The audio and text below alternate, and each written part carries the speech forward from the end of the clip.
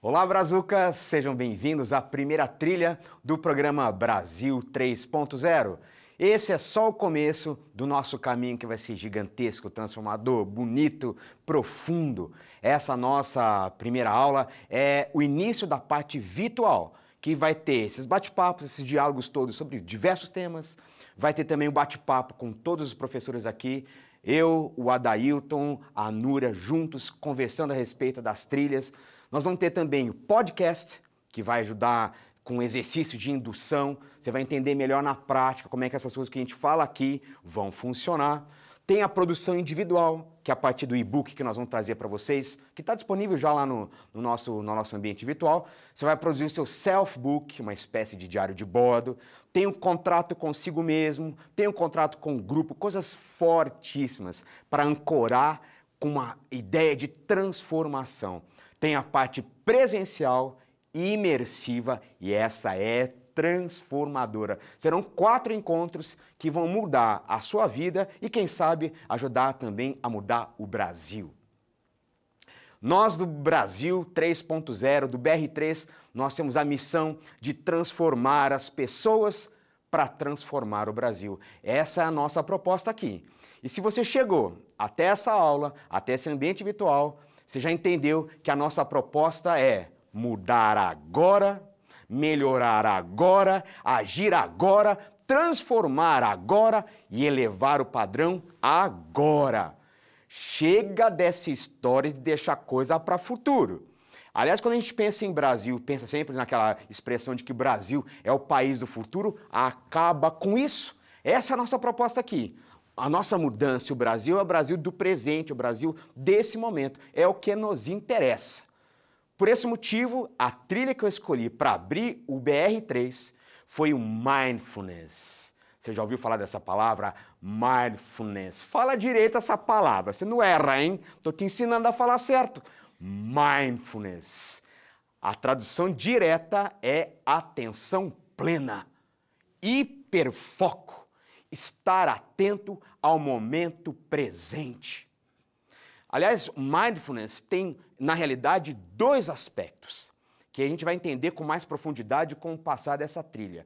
Um aspecto é o aspecto meditativo, que me permite perceber coisas que eu não percebia antes, olhar para lugares que eu não olhava antes, sentir coisas que eu não sentia antes. O segundo aspecto de mindfulness é postura de vida. Diante do que a vida me coloca, eu ter reações conscientes, saber como reagir, sem reagir por impulso, pensar exatamente o que eu vou fazer com consequência e com consciência. Mindfulness está ligado diretamente à prática de meditação iniciada há uns 3.000 anos pelos budistas. Você já deve ter visto aquela monte de imagem, filme, já deve ter lido em algum lugar, budistas fazendo meditação em mosteiros. E eles fazem isso não é à toa, gente. Essas práticas que eles têm lá não é sem razão. Eles perceberam que separar um momento do dia para prestar atenção ao que ocorre naquele momento, no corpo deles, na mente, no sentimento, na alma, se você quiser falar, trazia algum tipo de benefício. Mas o Ocidente só descobriu isso há alguns anos, há 30 anos para cá, que algumas pesquisas começaram a avançar, sobretudo na área da neurociência, que o mindfulness começou a ser uma palavra presente, não apenas na ciência, mas na área da educação, no trabalho, no dia a dia. Mas calma, eu não estou falando para você sentar e meditar, porque não é isso que eu estou querendo de você, não. Não é isso.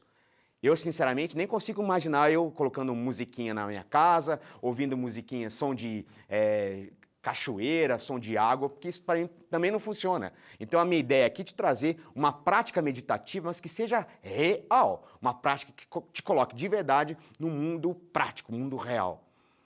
Os estudiosos, os pesquisadores, cientistas, educadores, como a Shona Shapiro, que é da Universidade de Duke, lá nos Estados Unidos, Ellen Langer, de Harvard. Você está percebendo habilidade em falar nomes em inglês, né? Daniel Goleman, de Harvard, que aliás é um autor que já escreveu bastante sobre inteligência emocional, uma referência no mundo. Anne Marie Rossi, que ela é incrível, ela é fundadora do Be Mindful, que é uma instituição que fala sobre mindfulness para educação de crianças. Tem até um vídeo dela também no TED, se você quiser assistir no YouTube, está lá disponível. Mark Williams, Danny Pennon, que são de Massachusetts, o Eckhart Tolle, um autor fantástico, autor do Poder do Agora, que esse livro vendeu que nem água. Ken Ramsey, que é um coaching importante, ele é da Strategic Life Coaching. Esse cara e tantos outros descobriram que quando nós focamos a nossa atenção no presente, quando a gente começa a trazer uma atitude de abertura e aceitação ao que quer que esteja ocorrendo na minha vida, nós podemos reduzir o nosso sofrimento e viver uma vida mais plena e significativa. Essa que é a ideia principal do Mindfulness. Quando eu começo a olhar para o presente, a me entender no momento do agora, a gente traz intencionalmente a consciência para o momento presente, sem julgamentos. E nós entramos num estado de maior satisfação com a vida. Eu costumo falar para as pessoas que eu dou a formação em Mindfulness, ou como a gente começa a trabalhar questões de coaching. Nada muda, mas tudo muda depois da prática de coaching. Essa que é a grande realidade. Sim, é verdade. As pesquisas mostram reações físicas, inclusive, cerebrais, nas pessoas que praticam Mindfulness com regularidade.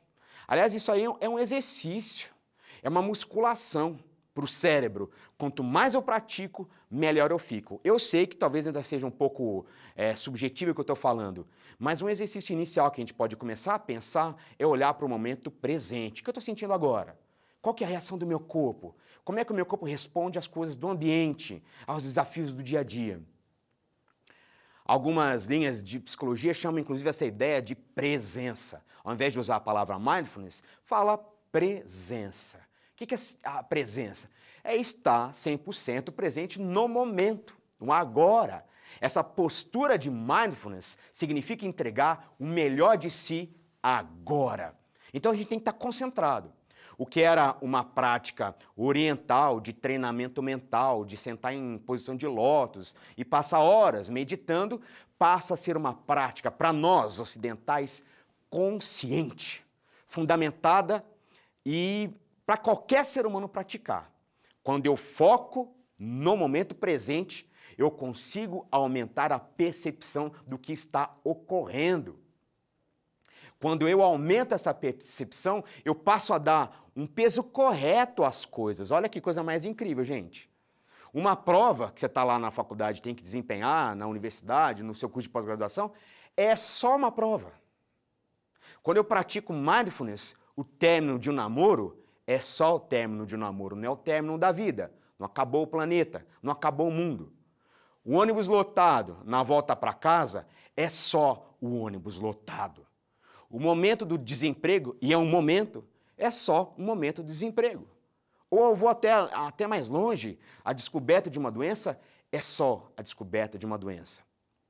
E eu digo isso para você porque às vezes quando a gente está envolto por alguma questão, por algum problema, a nossa mente se anuvia, fica tudo cinza. A gente passa a viver o problema, a ser aquela questão momentânea, que no segundo momento pode mudar, pode se transformar. Mindfulness ajuda a gente a ter uma nova perspectiva para aquilo que está no mundo real.